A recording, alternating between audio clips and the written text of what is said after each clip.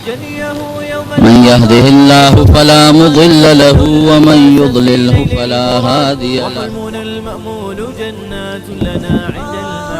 ونشهد أن لا إله إلا الله وحده لا شريك له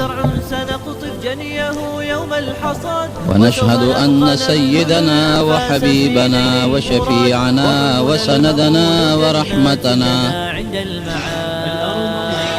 ورحمتنا ومولانا محمدا عبده ورسوله.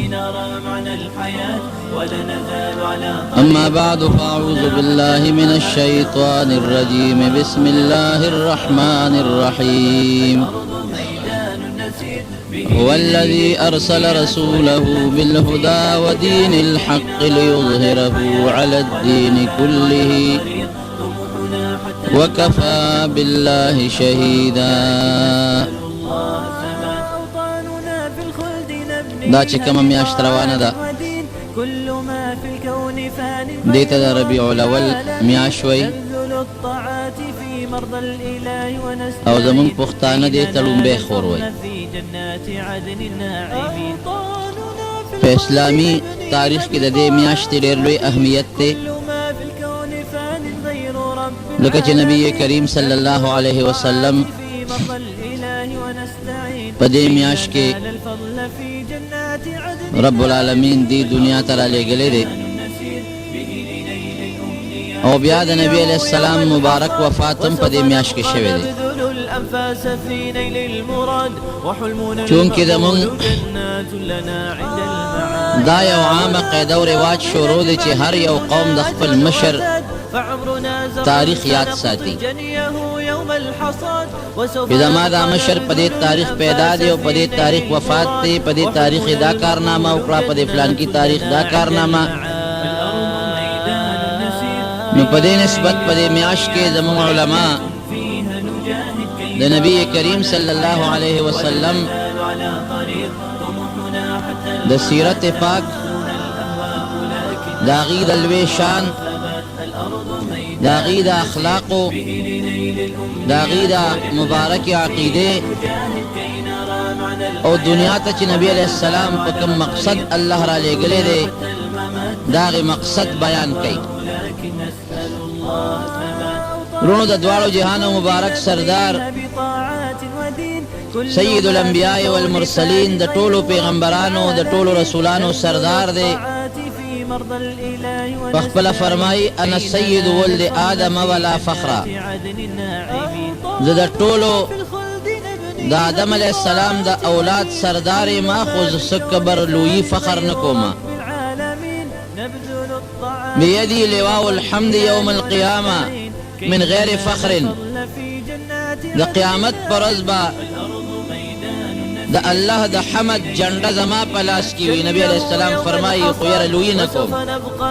په دې کبر نه کوم.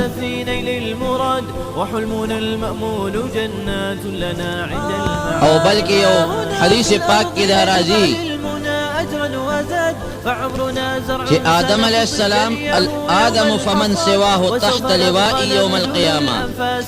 چې آدم علیہ السلام او دا غنه ما سوا چې څومره پیغمبران دي دا ټول به د قیامت پر ورځ زما د جنډې لاندې ولاړ دي. نو نبی علیہ السلام چونکې د دې ټول امت سردار دی، د دې ټولو انبیاءو سردار دی، د پیغمبرانو سلسله رب العالمین په هغې ختمه کړې ده. انا خاتم النبیین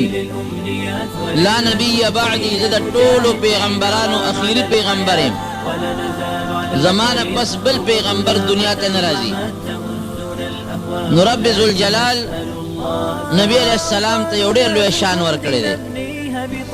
اللہ دی آیات پاک کی فرمائی هو الذی ارسل رسوله بالهدى ودین الحق،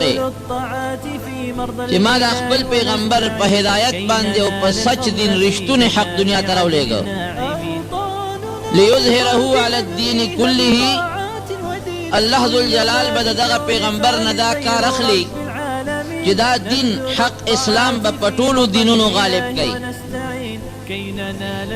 او دې پسې بیا وروسته په دې آیات کې ورپسې الله فرمایي والذین معه اشداء علی الكفار رحماء بینهم تراهم ركعا سجدا يبتغون فضلا من الله ورضوانا سيماهم في وجوههم من اثر السجود ذلك مثلهم في التوراة ومثلهم في الانجيل. د نبی علیہ السلام متعلق فرمایي چې دا هغه مرګري د هغې صفت هم ما قرآن کې او په تېر شوو کتابونو کې ذکر کړی دی او بیا په دغه آیات کې د بعضې صفتونو ذکر هم الله کوي.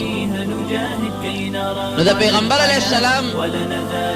الله دومره لوی شان ورکړی دی چې د هغه څه کې د هغې د ملګرو د صحابه او صفتونه هم دا رب العالمین مخکنو قومونو ته په خپلو کتابونو کې ذکر کړي دي. دنیا ته نبی علیه السلام تشریف نه دی راوړی او په دنیا باندې الله دا ښکاره کړه چې نبی آخر الزمان دنیا ته راتلو والا دی.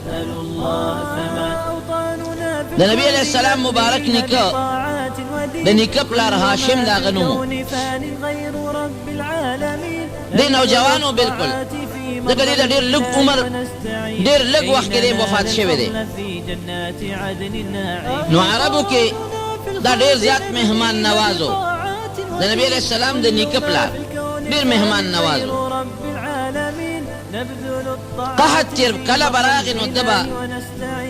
ډوډۍ راواغېستل او هغه به یې په کاسو کې ماته کړه او په هغې به یې ترکاري یا غوړي یا ښوروا واچوله او خلک به یې راوغوښتل او هغه ډوډۍ به یې خلکو له ورکوله. نو هاشم ورته په دې معنا وایي چې ده به خلکو له د ضرورت په وخت کې او د قحط په وخت کې ډوډۍ چوري کوله ډوډۍ به یې ماتوله. هاشم ماتونکي ته وایي ډوډۍ ماتونکي. خپل نوم یې عمر دی عمر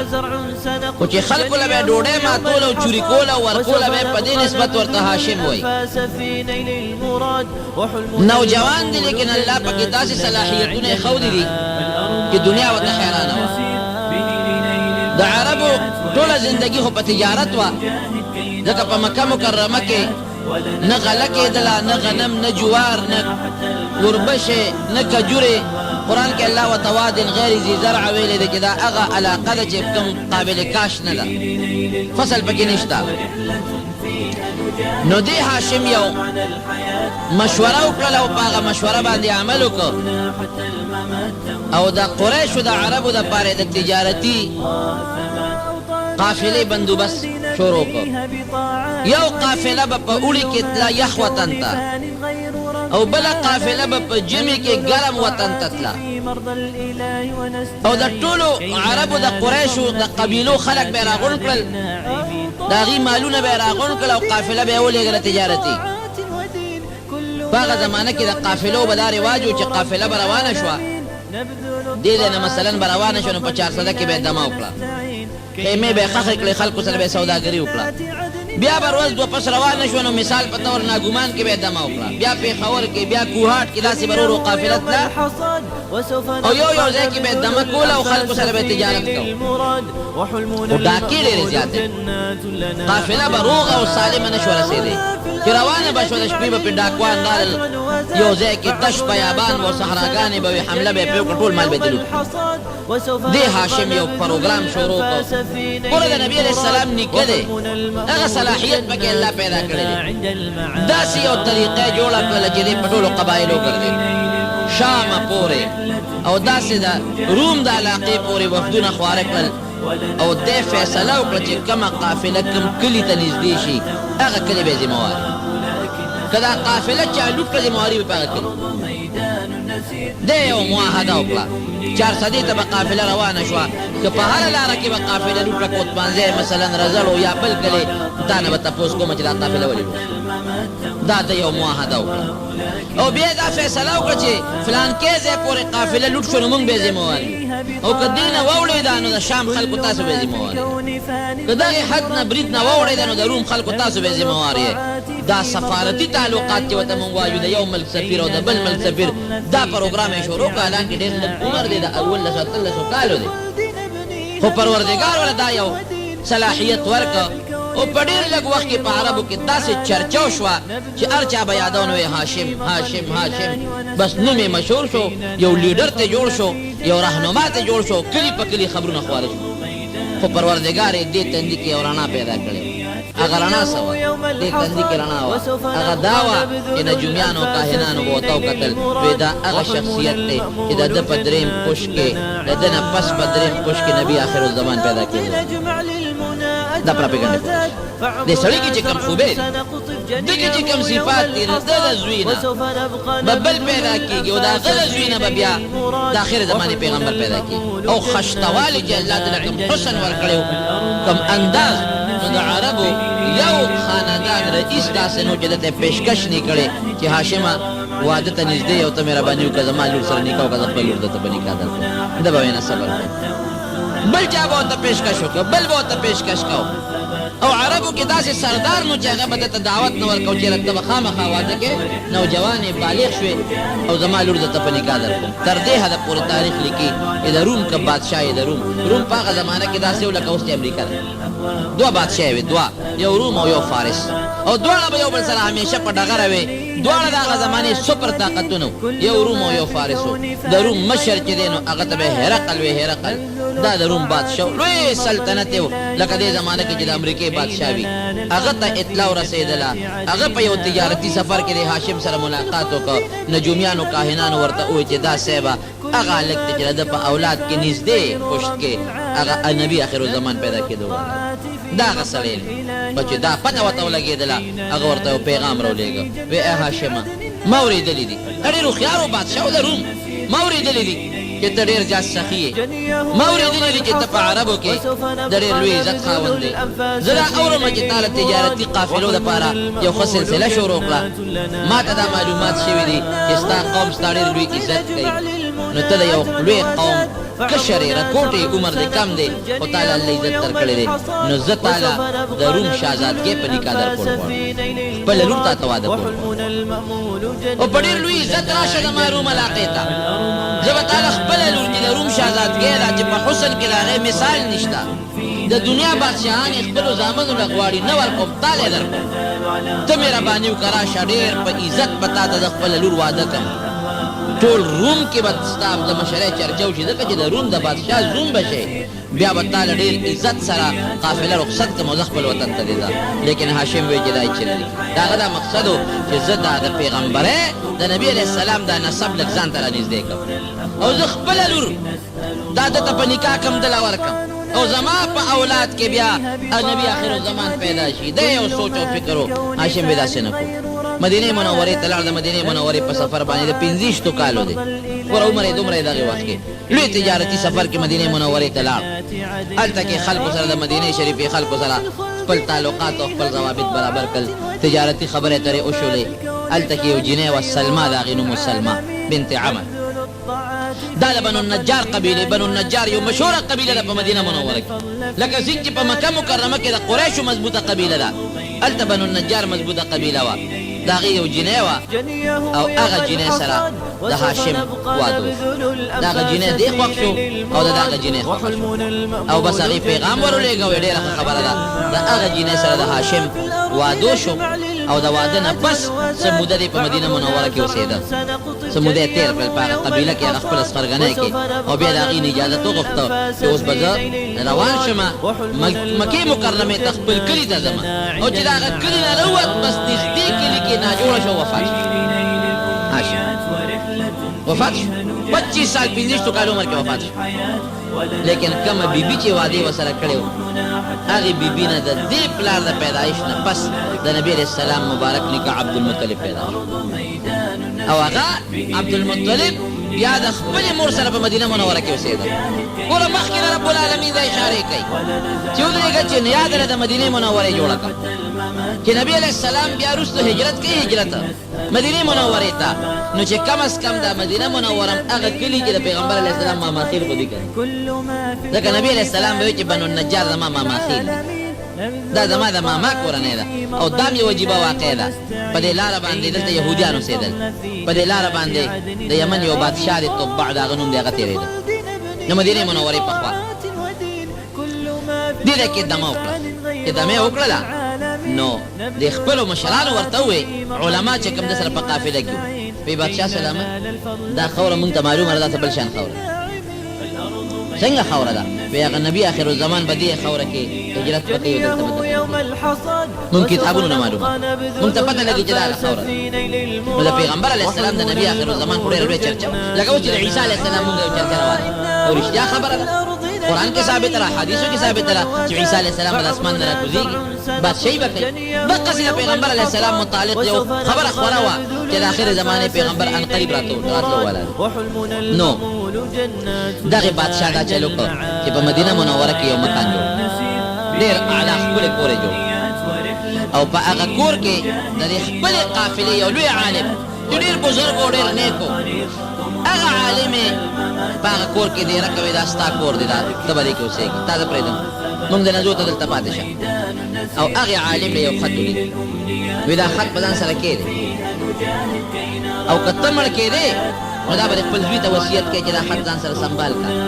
او زوی ته به دې وایي که ته مړ کېدې نو ته به خپل زوی ته دا خط وصیت کوي او دارنګې به هغه ته وایي چې دا خط وروستو رواني بس او په خط کې لیکلي سو نبی کریم صلی الله علیه وسلم ته خط لیکلی د پیغمبر علیه السلام نوم د هغه نسب چې تا ته زه دا خط لیکم زه په دې لاره تېرېدم او ما ته د خپلو علماو چې دلته به نبي آخر الزمان راځي نو تا ته یو خط لیکم او دا مې تا یو کور جوړ کړو دا ستا کور دی چې کله هم ته مدینې منورې ته هجرت وکړې نو ته به بل خانې دې کور کې به اوسېږې هغه عالم ته وایي چې ته به دا خط خپل زوی له ورکې که ستا په وخت کې دا نبي آخر الزمان راغی دا خط به ته ورکړي کور به ورته خوښه کې ته به ته دې دا کور مخکې نه یې ولا کور جوړ او که ستا د زوی په وخت کې راغی نو زوی به دې پوهېږي که نبي آخر الزمان راغی نو دا خط به ورکړي کور به ورته پرېږدي او زوی ته به دې بیا ووایي چې هغه خپل زوی ته دا وصیت وکړي چې که نبي آخر الزمان راغی دا کور به ورته خوشي کړي دا د هغه دا خط به ورله ورکړي اتفاقا دا ابو ایوب انصاري رضی الله عنه چې کوم کور ته نبي علیه السلام هجرت وکړ ورته راغی پکې دېره شو دا د هغې عالم نوسی او هغه ختم دی ابو ایوب انصاري رضی الله عنه سره پروت نو چې نبي علیه السلام مبارک مدینې منورې ته هجرت وکړ چا وی زما به میلمې چا وی صاحب ما سره به چا وی ما سره به وی دا اوښه پرېږدعوها فانها ماموره وی د ما دا اوښه پرېږدی دا الله له طرف نه دې ته حکم شوی دی چې دا اوښه کوم ځای سملاسته بس د هغې کور والا زمین اوښه لاړه لاړه لاړه یو ځای کې کېناسته ځمکه به یې بیوله هلته کېناسته چې کېناسته فورا پاسېده اوچته شوه لکه داسې مخکې لاړه وګرځېده راوګرځېده واپس راله په هغه ځای کېناسته چې کېناسته ابو ایوب انصاري رضی الله عنه زر زر سامان کور ته وتښته خوشحاله شو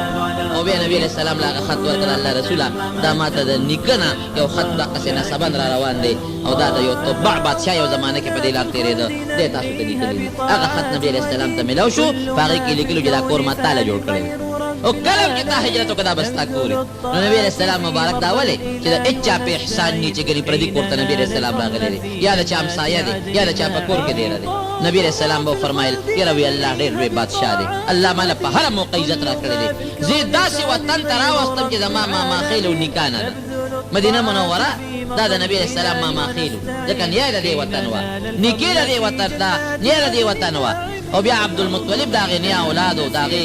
د نبي نیکه دا هغې نوسي او دا هغه بنو نجار قوم دا هغه قوم دی چې کوم د نبي علیه السلام ماماخیل دي نو دا ګورې د پیغمبر علیه السلام د پیدایش نه مخکې هغه تبع بادشاه پیژندګویي ورکوي او هاشم له خلق په دې نیت لور ورکوي چې دا هاشم هغه کس دی چې د په نسب کې به پروردګار د آخرې زمانې پیغمبر داسې یو قسم پیژندګویی وي حضرت ابوبکر صدیق رضی الله عنه وفیات العیان کې ابن خلکان لیکلی دي یو علاقې ته تللی و ځکه دې لیکي چې یو علاقې ته لاړم یو قافله ده او د قافلې نه د خطا شو بیا د قافله د لاړم یو غرض پسې چې لاړم قافله تللی و یو خوا منډې مې ووالې بل خوا مې منډې ووالې بل خوا مې منډې ووالې قافله نشته منډې وام په قافلې پسې چا نه تپوس کوم په کومه قافله لاړه داسې لاړه یو ځنګل ته راغله دې ځنګل ته رالم را باندې سیده شو باد شو باران شو طوفان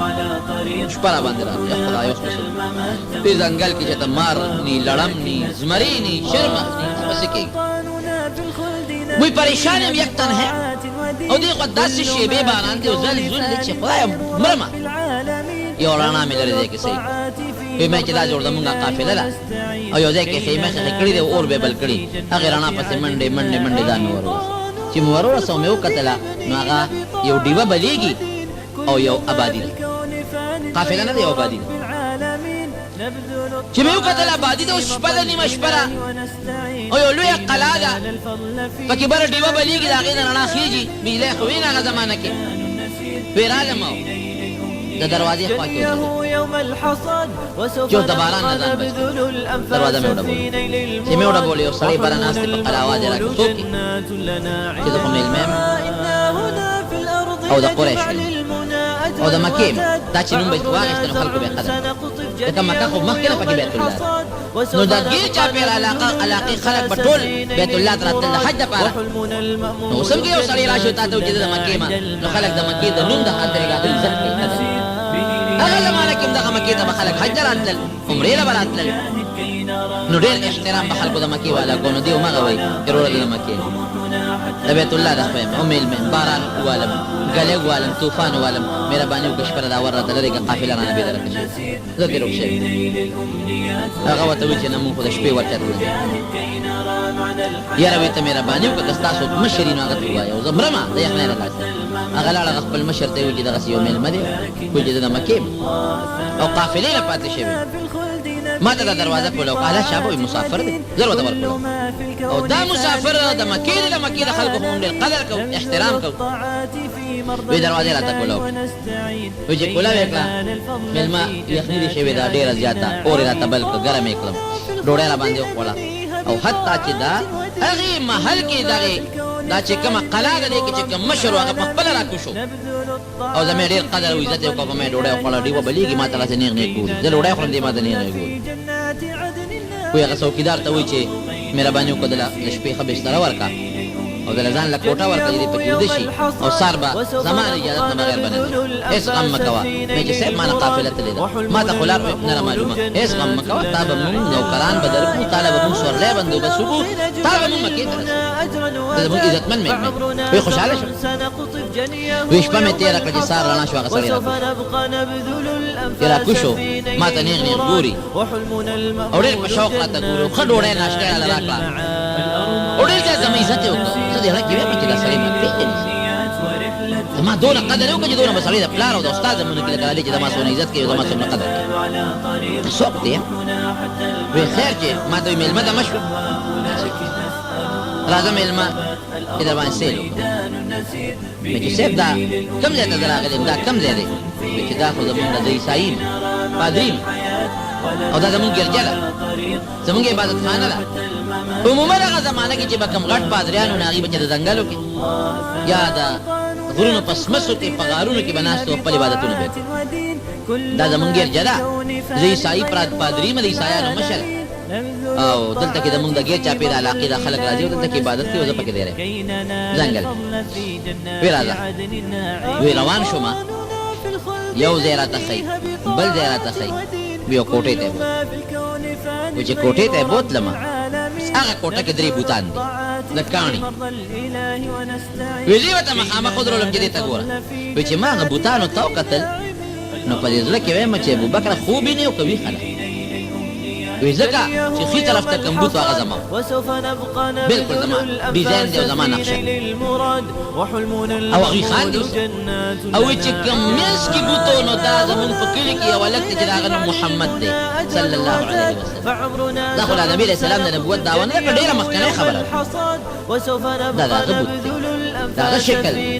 بلکل هوبهو د هغه شکل او چې کس طرف ته کوم بوت ولاړ دی دا د حضرت عمر بوت دی حیران شومه چې یاره دا ښي طرف ته ځې منځ کې د نبي علیه السلام مبارک نوم واغې چې د هغه دی او ګس طرف ته زما بل ملګری دی د مکې عمر دا د هغه بوت دی دا څنګه چل شوی دی دا بوتان زمونږ چا جوړ کړي دي او دا بوت خو چې چا جوړی خو مخامخ به ورته سړی ناست وي نو هله به تصویر جوړی یو سړی ته مخامخ نه ناسته ته د هغه تصویر خو نه شي جوړولی دا خو ډېر ګران کار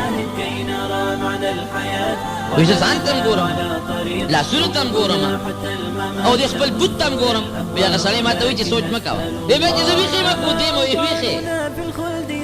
وی ما ورته وی چې اخر دا څه که دا څوک دی وی نه او خو دې پېژندل دا څوک دی مې چې د هغې طرف ته خو زما نقشه منځ کې را چا ده دا زمونږ په کلي کې یو هلک دی او د هغه نوم دی محمد صلی الله علیه وسلم دا د هغه نقشه ګس طرف ته را چا ده دا زما یو بل ملګری زما د قوم عمر د هغه نوم دا ده ټیک دي څه فرق خو پکې نشته ستاسو را تصویرونه چې مونږ په دا کاڼي جوړ کړي دي فرق خو پکې نشته ما چې بلکل پکې فرق نشته خو زه حیران په دې چې دا هم جوړ کړي څنګه دي مونږ ته څوک ناست وو زمونږ نقشه جوړه کړې ده هغه زمانه کې یو کیمرې هم نه وې که چې په کیمره فوټو وایي او د انسان بوت چې جوړی که نه دا ګوره ډېر ګران دا هر انسان دغه پوزه او دوه سپینې دغه دوې سترګې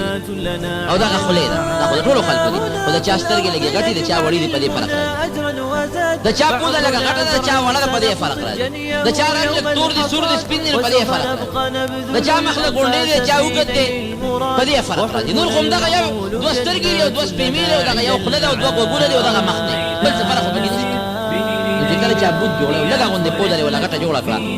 یا د هغه پوزه غټې تا وله لږه وړه جوړه کړه دا بیا هغه شکل وي د هغه سترګې یو شانتې دي تا وله لږې غوندې بل شان جوړې کړې لږې اوږدې دې کړې لږې دې غټې کړې لږې دې جاورې کړې د شکل بدل شو دا هغه خوله ده که لږه دې وله برسېره جوړه کړه یا دې پکې پټه کړه یا دې اوږده کړه یا دې ګولاو کړه بس شکل دې بدل نو بوت چې را چا جوړی دا به په پیمانه یو شان کرښه راکاږي چې د هغه په شان پوزه سترګې غوږونه رنګ چې معمولي فرق پکې دی زه حیران شوم چې ډېره خو دا معلومېږي چې دا بوتان هر چا زمونږ د دریو کسو جوړ کړي دي دا مونږ ته مخامخ ناست او مونږ یې باقاعده کچ کړی یو او زمونږ او مونږ خو نه څوک لیدي دي نه زمونږ چا اندازه اخیستی وایي ما ته وایي چې راځه وایي کښېنه وایي ما ته وایي چې دا خو تا وپېژندل چې ستاسو بوتان دي ما وایي وایي ښه دا میانځ کې چې کوم هلک دی دا پیدا شوی دی ما چې او بلکل زمونږ ملګری دی وایي دا به نبي آخر الزمان دا آخر زمانې پیغمبر ته بیا لومبې ملګری او دا ګس طرف ته چې کوم ملګری دی عمر دا بیا دویم ملګری دا درې کسان یا لکه دا مناقشه ده کوم ځای نه پیدا کړې ده ولیکلې مو ده وایي دا زمونږ په کتابونو کې مونږ د خپلو کتابونو کې چې د نبي آخر الزمان کوم صفت دی د هغه د لومبي ملګري کوم صفت دی او د هغه د دویم ملګري کوم صفت دی هغې نه مونږ دا نقشې جوړې کړي دې نه تاسو اندازه ولګوئ چې د نبي علیه السلام او د هغه د ملګرو به څومره مضبوط صفت په دغه کتابونو کې وایي وبکه او بل دا نقشهنګار د کمال سړی چې انسان دې لیدې نه وي د هغه د صفت نه د هغه ډانچه جوړه کړې وایي د ما ډکې خو شک راغی سوچ مې راغی یمن ته څه زمانه پس لاړم یمن ته چې لاړم یو تجارتي قافله کې نو هلته په یمن کې یو سړی راغی وی ما ته وی چې ته ودرې ستا څه نوم دی وی ما ورته وی چې زما فلان پلار د پلار دې څه نوم دی فلان کې د کوم کلي ما چې زه خو د مکې مکرمې اوسېدونکی د کوم قوم سره تعلق لرې فلان کې قوم دی کومه محله کې اوسېږي فلان کې محله کې اوسېږي یاره وی ته یو مهرباني وکړه دارون دې لږ ښکاره کړه زما پکې یو غرض دی مې چې ته زما پرون څه کې دا خصایص کبرا کې دغه لیکلې ده سویتي رحمه الله هارون باندې کې وی زما پکې غرض مې چې خپل رونو چاته وی مرګرو ما ته وی چې خیر دې بوډا سپینګری دې خو یې کنه کېږي وی چې رون مې وته اوچت کا نو پاره یو داغ وی ما ته وی چې تبه د اخر زمانه د پیغمبر لومبه مرګره د لومبه خلیفہ به لکه تاسو څنګه معلومه کړه چې د اخر زمانه د پیغمبر پورا نقشه او دا هغه د مرګرو پورا نسب او نقشه موږ سره زموږ په کتابونو کې موجود زمانه تیرې ده خبره تیرې شوې ډېر کلونه پکې واوړېدل هغه دور دی چې نبی کریم صلی الله علیه وسلم د نبوت دعوه نو په ټولو مرګرو کې لومبې مرګرې په بالغانو کې چې هغه ایمان راوړی دی هغه حضرت ابوبکر صدیق رضی الله نبی علیہ السلام سره مرګرې وکړه دوستانه وه پیغمبر علیہ السلام دعوت راکړه ابوبکر ما ته خو الله نبوت راکړه چې الله رسول زما در باندې ایمان کوي آمنت به وبما جئت به په تا باندې چې تا کوم دین راوړی دی په هغې ما ایمان راوړه ایمان مې راوړه خو یو تپوس سره کومه چې ستا د نبوت څه نښه شته ځکه پیغمبر خو معجزه یې کړه د عقل نه خلاف یو نښه شته د نبوت د پیغمبر شته چې ته ما ته هغه نښه وښیې ایمان مې راوړه ګورې په دې خیال تپوس نه کومه که نښه دې وښوله نو مؤمن به شم او که نښه دې ونه ښوله نو ایمان باندې راوړم ایمان مې د باندې راوړه منم دی هسې یو نښه شته ایمان ته وایي چې څه نښه ده پلار ته یا خپلې مور ته یا چا ته ویلې او حضرت عمر فاروق رضی الله عنه لیکي چې نم خصایص کبرا کې شته د سیوطي کتاب دی ویتلی هم یو علاقې هغه علاقې ته چې لاړم نو د قریشو ما تاسو ته وایي خلکو به ډېر قدر کوي عزت به کوو وایي خلک راته راجمع شو چې موږ ته څه نصیحت وکړو ته قریشي او د مکې د خلکو نه نو موږ ته څه نصیحت وکړه وایي زه پاڅېدم مګر چې دی نوجوان دی هلک دی وایي څو خبرې مې وکړو دې کې یو بوډا سپینګیری سړی راغی بوډا بابا دی وی یو خط وسره دی ما ته چې په دې دستخط ما وی چې بابا دې کې تاسو لیکلي وی چې بس بده یو د سخت چې د سولې کوم څه د سخت څه دې لیکل هغه کې دا لیکلي چې کزه عمر بادشاہ شو او بیا ما په علاقه حمله کوله نو دا فلان کې کلی کې چې کومه د عیسایانو عبادت خانه د ګرجره دا بنروانو وی مې چې بابا ټوکې را پورې کې ما ته ګوره عمر ته ګوره بادشاہ ته ګوره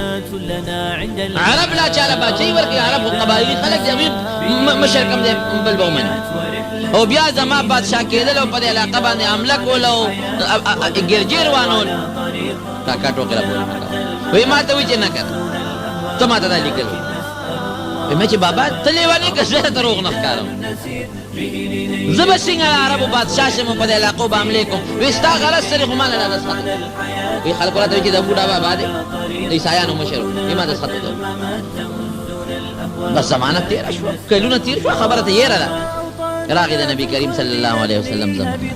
هغې نه پس حضرت ابوبکر صدیق بادشاه هغې نه پس حضرت عمر فاروق رضی الله عنه خلیفه شو حکم یو کو جهادونه غزاګانې شروع شوې دغه علاقه کې چې دا دې کم تللی و او بابا ته خطر غشتې په هغه علاقه فوج د مسلمانانو ورغی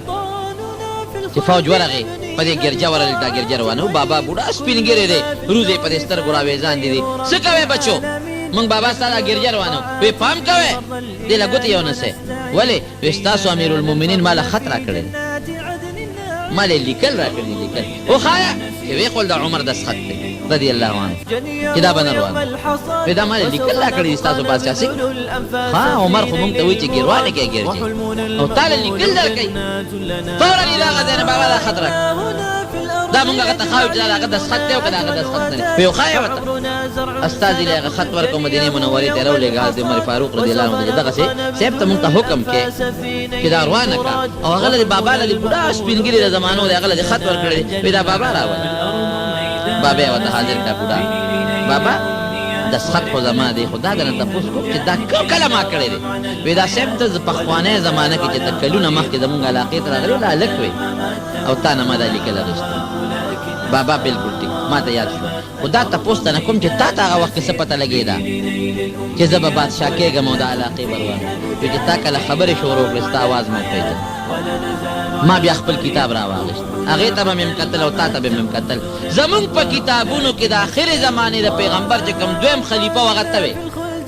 ما هغه صفتونه نه معلومه کړه او دا مونږ سره باقاعده نقشه پرته ده چې دی به راځي او ګرجې به روانوي او د حکومت به ډېر لرې علاقې ته به رسېږي نو ما یې چې راشه موقع غنیمت دی دا لیکل خو د نه والم چې زما دا ګرجه خو به روانه نه کېږي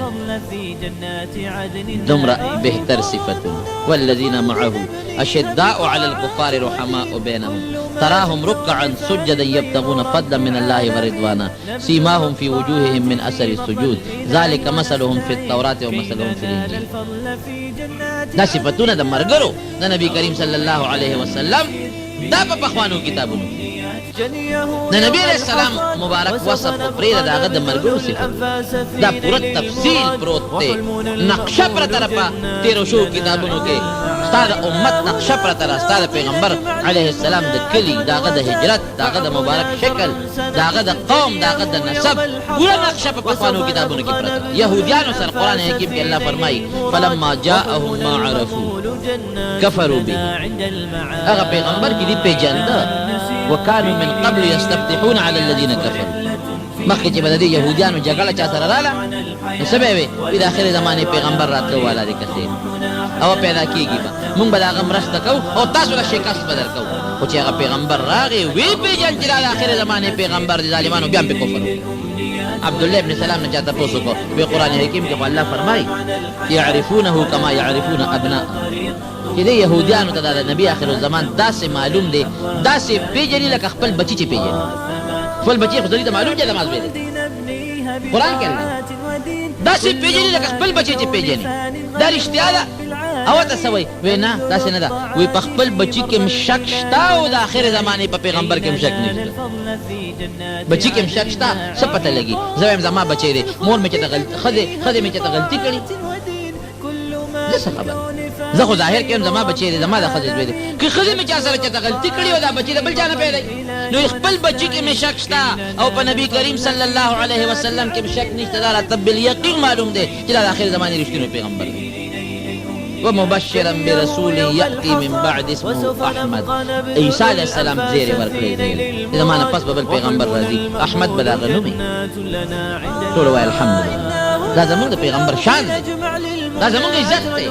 د نبی کریم صلی الله علیه وسلم لوی شان دی، لوی عزت دی. نو پخوانو کتابونو کې په پخوانو صحیفو کې دا خو دې نقشه ټوله بدله کړې ده. د نبی کریم صلی الله علیه وسلم څه کوي چې د هغه د ملګرو دا صفات موجود. دویمه غټه د پیدایش نه مخکې پروردګار داسې حالات پیدا کړل چې خلکو کې تبدیلي بالکل وه. یا خو دغه د عربو خلکو د مکې ډاکې به یې کولې، بدعملۍ به یې کولې، او د دنیا غلاګانې به یې کولې، ظلمونه به یې کول، لوڼه به یې جمدۍ خښولې. د نبي علیه السلام د پیدایش نه لږ غوندې مخکې یو ډله راوچته شوه په مکه مکرمه کې. هغې وی یاره دا قوم خو ډېر پلانت شو، ډېر خراب شو، غلاګانې شروع شوې، زناکارۍ شروع شوې، بدعملۍ شروع شوې، د دې مخنیوي پکار. یو ډله پیدا شوه او هغې خلک کېنول، مشران یې کېنول، وی نه دا څه کوو موږ، فحاشي ده، چا ته خپله ښځه نه ده معلومه، چا ته خپل بچی نه دی معلوم، غلاګانې ډاکې دا خو سخت ظلم دی. نو هغې یو فیصله وکړه چې دې نه پس به نه څوک غلا کوي، نه به ډاکه کوي، نه به څوک بدعملۍ کوي، نه به څوک زیاتي کوي، نه به څوک په چا ظلم کوي. دا ګوره د نبي علیه السلام راتلو نه مخکې ورته الله دا فضا دا خلک هوارول. هغه ځای نه سیبه ابرهه راخطا شو چې ته د مکې مکرمې نه یو عربي تلی او هغه یمن کې ځان له ده یو خپل بیت الله جوړ کړ، یو خپل بیت ورته وایي، بیت الله نه بیت ورته وایي، یو خپل کور یې جوړ کړی، خلکو ته یې مه ځئ مکې ته، دلته راځئ او طوافونه کوئ، عبادت کوئ. یو عربي له غوسوره له لاړه او په هغه کوټه کې ورته لوی اودس ماتې وه. دا زموږ د بیت الله په مقابله کې هلته بله کوټه جوړه کړه، لوی اودس ماتې پکې وه. ابرهه بادشاه و چې هغه راویښ شو، راغی تپوس یې وکړې دا ولې؟ وایي دا صاحب بل چا باندې شک نه راځي، خو د مکې یو سړی و دلته وړېده راوړېده، معلومېږي دا چې زمونږ د دې ساره د عبادت خانې بېزتي هغه کړې. وایي ښه هله به زه دمه کوم او ډوډۍ به خورم او خوب به کوم چې تر څو مې دغه بیت الله د مکې نیروان کړ. لوی لښکر یې جوړ کړه د اتیا، د اتي غټ اتي ته مشر و، مخکې و اتیا نو صیبه لوی لښکر و، وی ځو او دا د بیت الله کې د عرب دي زمونږ د عبادت خانې بېزتي وکړه، موږ زوره دوی د عبادت خانې بېزتي کړو، دا ولې لوټې لوټې کړو. مکې ته اطلاع راورسېدله چې صیبه د ابرهه لوی لښکر را روان او بلا لښکر دی، ورسره جنګي سازو سامان دی، ورسره اتیان دي، په لوی دومدام کې را روان دي. د مکې خلکو کې طاقت نو چې دې مقابله وکړي، دومره طاقت په چا کې نه و. خلکو یې څوک و وایي دا چې کلي خوشي کړو اوته غرونو ته به وخیږو، به دې به راشي بیت الله بروان کې دی، به دې موږ بیا جوړ کړو، بل علاج یې نشته. د ابرهه چې راغی نو دی د مکې مکرمې لږ غوندې بار تېره شو، دمه کوي او راځي او په زور کې او په جوش کې په بیت الله حمله کوي او دې نیت کړی چې بیت الله به لوټې لوټې کړو. چل خیم د عربو ته چې دې څنګه راځي او زما عبادت خانه روان چې څومره د عربو د خلکو اوښانو څاروي هغه یې ټول ونیول. د اوښان چې په غرونو کې دا کمې رمې مخې له درځي دا ټولې روان. د نبي علیه السلام چې کوم نیکه دی عبدالمطلب ده ته چې وایي چې ستا اوښان یې ونیول، وایي ښه ورغې ابرهه وایي څه کوې مړه به دې کې وایي نه خپل اوښان ترې غواړه. تاریخ لیکي چې د نبي علیه السلام مبارک نیکه عبدالمطلب د ابرهه ته مخامخ شو، وی دا څوک دی؟ وی دا جیده دی قریشو کې یو سردار دی په سردارانو. اوس ګوره څنګه چې د هاشم د تندي نه غرڼه تله او خشته انسان و، دارنګې عبدالمطلب هم ډېر خشته انسان چې چا ته به ور مخامخ شو نو بې اختیاره به هر چا قدر او عزت وکړو. ابرهه په خپل تخت شاهي باندې ناست دی، خو چې عبدالمطلب ور مخامخ شو ابرهه ورته صاحب تخت باندې پاسېد راکوز شو، ورته ورته وی دا څوک دی؟ وی دا جیده د علاقې په سردارانو کې یو سردار دی. روچت یې که او ځان سره په تخت کېنو، وی حضرت څه پسې راغلی؟ وی زه راغلی یم زما اوښان تا نیولي دي، ما ته مهرباني وکړه هغه خپل اوښان راکړه. اوهو وی ډېر ساده ساده هوښیار دی. ولې صاحب؟ وی ګوره ته چې ما ولیدې زما پړه کې ستا ډېر لوی قدر پیدا شو او ما پړه کې دا فیصله وکړه چې ته څه وایې زه به ستا منم. ما اړه کې دا فیصله کړې وه که تا ما ته وایې چې زمونږ دا بیت الله مه روانوه زه نو هم زه ځم واپس. دونه قدر زما په زړه کې ستا راغی نو ته ایله بېله خپل اوښان غواړې؟ نیک بخته ساده دا به دې ویلو چې دا بیت الله مه روانوه دا به دې ویلو چې زموږ په کلي حمله مه کوه زه واپس ځه ما دا فیصله کړې چې ته څه به زه منم ایله بیله خان سي زه خان ورته پرېږدی زه خان ورته پوس کې وی نه که نه زه قمقل نیم وی د خانو مالک زه یم او د دغه بیت الله مالک څوک دی الله دی زه به د خپل شي تپوس کوم الله به د خپل شي تپوس زما د الله د کور سره څه الله پېښه خپل کور یې پېښ د خانو مالک او د دې کور مالک بل ذات دی هغه پېښه او تپوس یې پېښه ماله راکړه وخان یې ولا ورکړه عبدالمطلب قوم ته ویې ځای وطن خالي کړي قوت الله وطن ګوره د نبي علیه السلام برکت ته دا علماو لیکلي دي چې د نبي علیه السلام د پیدایښت نه مخکې د هغه برکت الله د دریاب د غاړې نه ابابیل لوچت کړل الم تر کیف فعل ربک باصحاب الفیل الم یجعل کیدهم فی تدلیل وارسل علیهم طیرا ابابیل ترمیهم بحجارة من سجیل فجعلهم كعصف مأکول ابابیل راغله د توتکرو په شکل توتکرې نو ادي په شکل مارغانو سټونه نو سټونه لنډي لنډي سټونه دا سینو دا سره جنگیدلی رال سیبا او ار یو توتکرې سره درې کاڼي دي یو په مخوکه کې یو په یو پنجه کې بل په بل پنجه کې او چې څنګه را پیدا مخامخ شو او دا هغه ځای نه به کاڼي را خطا کړ نو دا سر به په لګي د فوجي او د دې وجود نه به اوته او دا هغه تینه به املاندې وته دې ته میزایل وای دا الله میزایل دی دا الله توپه ده دا الله ګولۍ ده ټول لښکر تس نس شو په هغه ځای تس نس شو اتي وتښتېد ابرهه وتښتېد بل ځای الله مردار کړ بیت الله الله محفوظ وساته دا د چا د برکت نه دا ګورې علما لیکي د نبي کریم صلی الله علیه وسلم د برکت نه ولې قرآن کې الله وایي لم تر کیف فعل ربک باصحاب الفیل اتیانو لښکر سره مې څه وکړل ته پته نه لري همې تباه نه همې برباد نه نو دقه رنګې دا قوم د مکې خلک ستا خلاف کوي ستا د پیدایښت نه مخکې ستا د کور دشمن ما تباه کړی دی د الله د کور دشمن نو اوس هم د الله د کور دشمنان تباه کوم برباد کړي مخکې نه الله رب العالمین داسې طریقې پیدا کړي پیدایښت نه مخکې بیا عجیبه نښې اسمان کې دا ستوري به چودل پړق به شو دا لوی پړق به لاړ هغه ځای نه به یو شغله راخطا شوه دې خوا به لاړ ټوله شپه په اسمان کې پړقار څومره نجومیان څومره کاهنان او څومره په دغه وطن کې د پخوانو کتابونو پوه خلک و پوه هغې د پیشنګویه ورکړه چې دا هغه وخت دی چې د آخر زمانې پیغمبر خامخا راغلی پاتې کېدو والا نه عبدالمطلب خوب ویني خوب راغی یو سړي ته یو کاهن ته ما بېګا خوب لیدی وایي زه ملاست یم ودیم او زما د دې ملا نه یو اونه پیدا شوه اونه هغه اونه داسې اسمان ته اوچته شو څانګې یې خورې شو فورا اونه اوچته شو څانګې یې خورې شو خشته ښکلې شنه او په هغه څانګو کې بیا فورا میوه پیدا شو او زه لوړې پروت یم زما د شانه ووتله وایي چې ما وکته چې دا اونه خو ما نه ووتله او څانګې دي پکې او ښکلې میوه ده ما ورټوپ کړې داسې چې دا میوه ترې وشو کوم خو زه ورته ورونه رسېدی شو میوه مې ترې ونه شو کوله واپس به را پرېوتم بیا به مې ټوپ کړې چې میوه ترې را شو کوم میوه مې راونه شو کوله دې کې راویښ شي هغه زمانه کې چې کم کاهن و هغه له ورغې داسې خوب مې ولید وایي خوب دې رښتونه دی وایي ستا د شا نه به د آخرې زمانې پیغمبر پیدا کېږي خو یاره یو شی دی د هغه میوې ته به ته نه رسې د هغه د نبوت نه مخکې به ته مرې ته به یې میوه ونه شو کولی چې او نه به د هغه میوه وخورې واقعي همدغسې شو نبي کریم صلی الله علیه وسلم تربیت عبدالمطلب کړی او د هغه د وفات نه پس بیا ابوطالب یې تربیت کړی دی لیکن عبدالمطلب هغه زمانه کې وفات شو چې په کومه زمانه کې نبی علیہ السلام د نبوت دعوی دا د نبی کریم صلی الله علیه وسلم لوی شان د پیغمبر علیہ السلام لوی عزت او دا ګورې زمونږ دپاره فخر دی زمونږ دپاره دا حقیقت په خپله فرمایي نبی علیہ السلام چې وایي ما ته د الله د حشر د میدان راښکاره کړه بخاري شریف کې حدیث دی وایي همې کتل یو پیغمبر دی او هغه سره یو امتي روان دی یو پیغمبر دی هغه سره دوه امتیان روان دي وایي داسې یو لویه ډله وه وایي ما لکه سوچ وکړو چې دا جوړ زما امت دی او زما ډله ډېره لویه وه وایي د جبریل علیه السلام نه مې تپوس وکړو چې دا څوک دی وایي دا موسی علیه السلام خپل امت کې روان دی وایي دې کې یو بله لویه ډله وه چې د اسمان دا غاړې د هغې نه ډکي وایي ما تپوس وکړو چې دا د چا ډله ده وایي دا ستا امت دی دا ستا امت دی دا ستا ډله ده او نبی علیہ السلام فرمایي ټولو نه مخکې د ټولو نه مخکې به د جنت دروازه ډبوم زه به وډبوم نو چې د جنت هغه دروازه وډبومه دننه به ما ته هغه خازن دربانچی باواز وکي څوک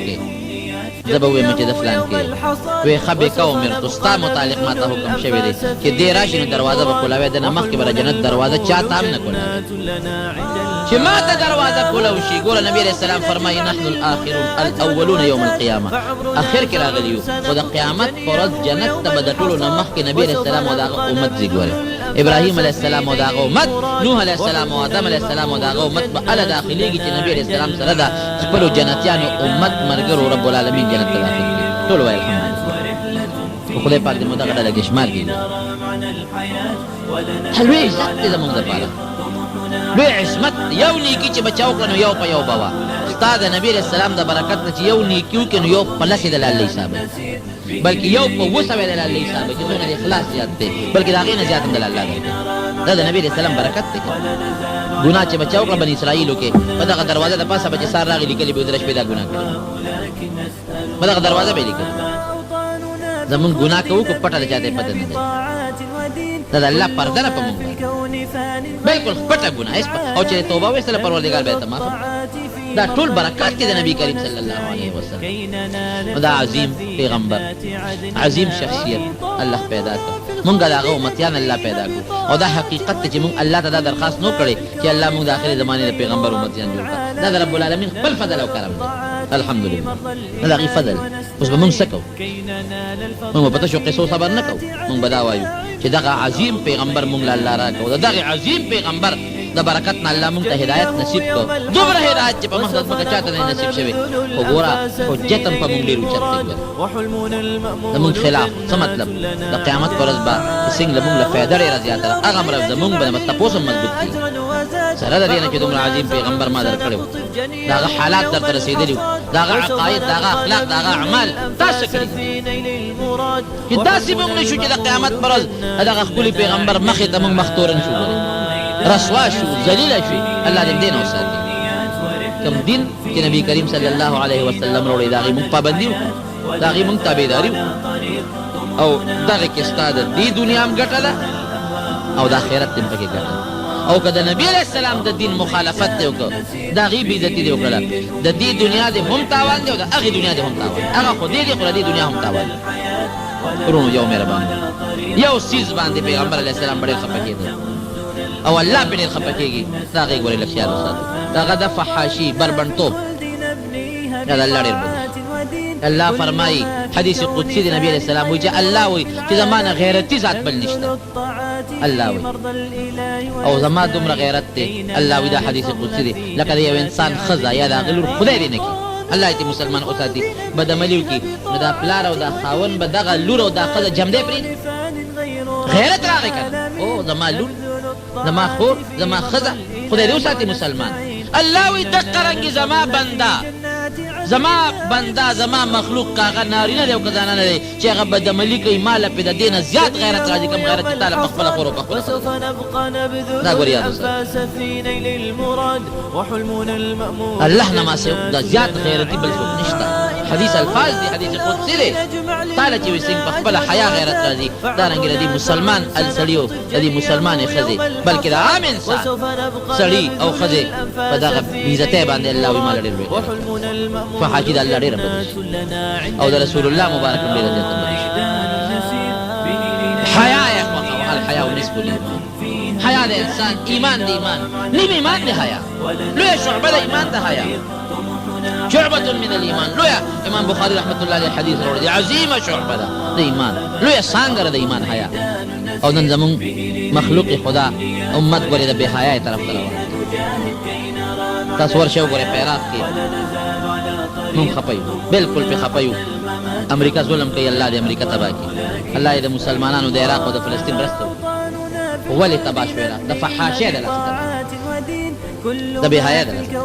ورشه فلسطین کې تاسو اوس هم ګورئ اوس هم دا غي جنہ کې په پینټونو کې ګرځي اوس هم پینټونو کې ګرځي اوس هم کټ کړي سرونه جنہ کې ګرځي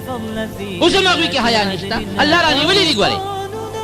که ګناو کې الله برته صبر وکي منځ نه کینو سزا به آخرت کې درکې، خو دنیا کې به راته وګورې هلاک به دې نه کړي. زکات دې ورنه که بیا به ورته الله وګورې، خو که چېرته فحاشي او بدعملي دې وکړه، قسم دی چې د دنیا کې هم درته الله نه ګوري. وګورئ تاسو مثال ته وګورئ، فلسطین کې وګورئ، په عراق کې وګورئ، دا ملکونه وګورئ که نه چې د الله رانیولي دي، په خپل قهر او په خپل غضب یې رانیولي دي. ما ته مخکې ورځو کې چا د دوبۍ قصه کوله، ما یو شاګرد دوبۍ ته ځي، ما ته قصه کوله، قسم دی چې وي حیران شوم چې خدای پاک. بل ورځ ما ته یو ایم پي اے صاحب خبره کوله، هغه تللی و دوبۍ ته، ما ته هغه خبره کوله، ما ته مولانا صاحب ته ویلی نه شم. داسې ځای نه دي، داسې علاقې دي چې هغې کې ګرځېدل سړی د ایمان نه خلاصوي. یورپ نه خلک سیل له دې ملکونو ته راځي، دوبۍ ته راځي سیل له، امریکې نه ښځې نر سیل له دوبۍ ته راځي، فحاشۍ له شراب داسې پکې ملاوېږي، داسې لکه اوبه چې دلته ملاوي. دلته به ورته ګرانې ملاوي، چې هلته شراب درته مفت ملاوېږي،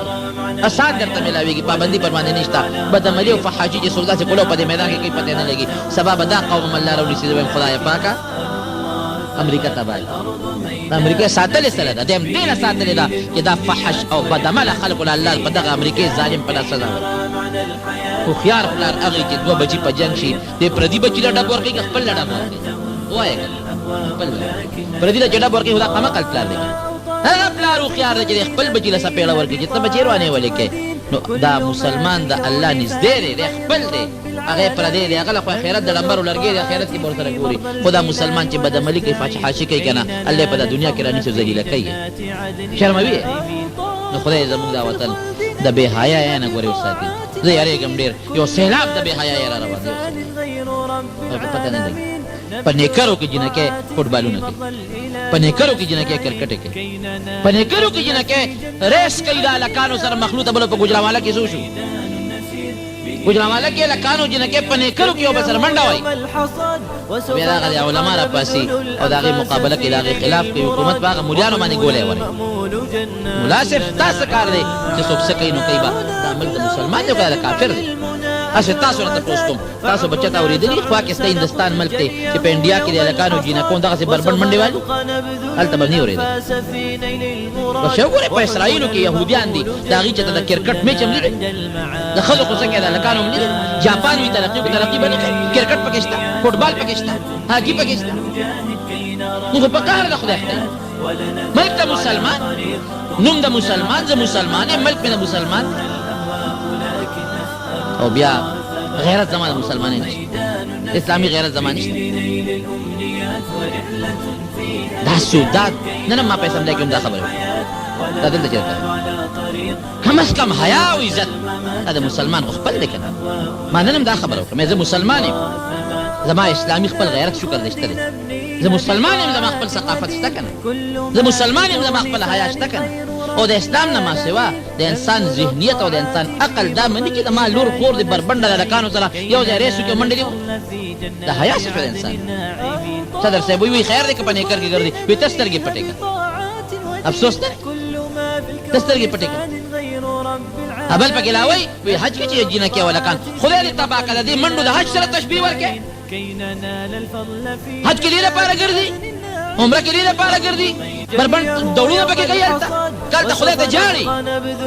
هلته په کوم هلکان دي کوم جینکۍ دي رور خور غوندې دغسې دي، دواړه الله ته جاړي.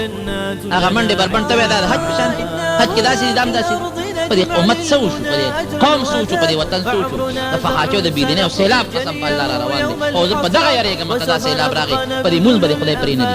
په دا زکات او په دا روژه به دې خدای پرې نه دي. دغه چل به کوي لکه په عراق کې او په افغانستان کې چې کومه لوبه شوې. الله دې موږ کم از کم مونږ ته پکار دي مسلمانانو ته چې مونږ د خپلې حیا او د خپل غیرت خیال وساتو. خپلې زنانه، خپلې خویندې، خپلې لوڼه، خپلې ښځې هغې برقو کې وساتو، هغې عزت کې وساتو، هغې حیا کې وساتو، هغې د بې حیایۍ نه وساتو، هغې د بازارونو د دوکانونو د چکرو نه وساتو. ممکن د الله حفاظت وکړي. نور دې پکې الله خیر کړي. نن سبا خو هلکانو جینکو سره موبایل سیټونه په لاس کې، موبایل جینکو هلکانو سره په لاسونو کې ګرځي. خدای خبر چې څه حال دی په کوم طرف دنیا روانه. دعا کوي چې الله مو حفاظت نصیب کړي، پروردګار هم د مصایبو نه وساتي، الله مو د خپل قهر او د خپل غضب نه وساتي. رب العالمین هم د نبی کریم صلی الله علیه وسلم په نقش قدم جون نصیب کړي، د هغې په شان ښکلې عقیده، ښکلې اخلاق، د هغې په شان ښکلې اعمال زموږ الله نصیب کړي. یا الله زموږ وطن کې، زموږ په دې ملک کې دا کومه بې حیایي را روانه ده، الله دا ختم کړي. خدای د حیا او د پردې څادر زموږ په خویندو وروڼو باندې واچوي، अल्लाह چې څومره مسلمانان دي خدای ته حفاظت نصیب کړي. الله امریکا دا يهوديان دي الله غیر لپاره موږ سوال کوو تی مسلمانان کې چې اسلام په قسمت کې نه په خپل قهر تباہ برباد کړي د ټول مسلمانانو د ملکونو په منځ کې اتفاق او اتحاد پیدا کړي. پروردګار چې څوک مریضان ته ول شفا ورکړي قرضداران د قرضونو نه خلاص کړي زموږ خیر وخت په دا کلمه نصیب کړي لا اله الا الله. مکان پته یاد لرئ